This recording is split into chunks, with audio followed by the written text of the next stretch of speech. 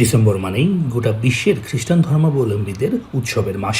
প্রধান উৎসব বড়দিন ঘিরে দেশে দেশে রঙিন হয়ে ওঠে প্রায় প্রতিটি নগরী। বর্ণিল সাজে সেজেছে কানাডাও। পথঘাট ও বাসাবাড়ির সাজসজ্জা আর কেনাকাটায় এই সময়টাই বাজারে বাড়ে অর্থের প্রবাহ। ভিড় থাকে ক্রিসমাসকে রাঙিয়ে তোলার উপকরণের দোকানগুলোই। শেষ সময়ে এসে কেনাকাটায় বেড়েছে ব্যস্ততা। রেস্তোরাঁগুলোতেও ভিড় বেড়েছে কয়েক গুণ। যদিও জীবনযাত্রার ব্যয় বাড়ায় এবছর, খরচের খাতা কমাতে চান অধিকাংশ কানাডিয়ান।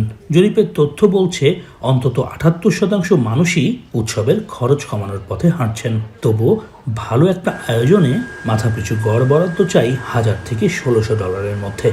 স্মল বিজনেসগুলোর জন্য এই কয়েকটা সপ্তাহ অনেক ইম্পর্ট্যান্ট একটা সময়।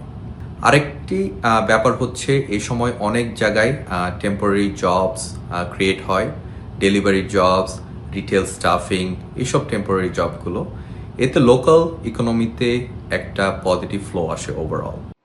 ক্রেতা টানতে বাজারেও চলছে মূল্য ছাড়ের হিড়িক। কেবল কানাডা নয়, বিশ্বব্যাপী খুচরা ব্যবসায়ীদের জন্য এই সময়টা জমজমাট বেচাকেনা ও পুরো বছরের মুনাফাকে ছাপিয়ে যাওয়ার মৌসুম। এছাড়া অনলাইন ই কমার্স প্রতিষ্ঠানগুলোর জন্যও ক্রিসমাসের এই মৌসুম বেশ গুরুত্বপূর্ণ।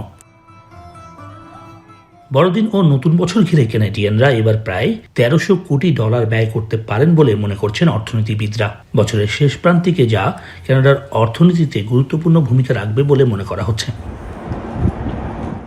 সৈয়দ ইফতেখার, এখন কানাডা।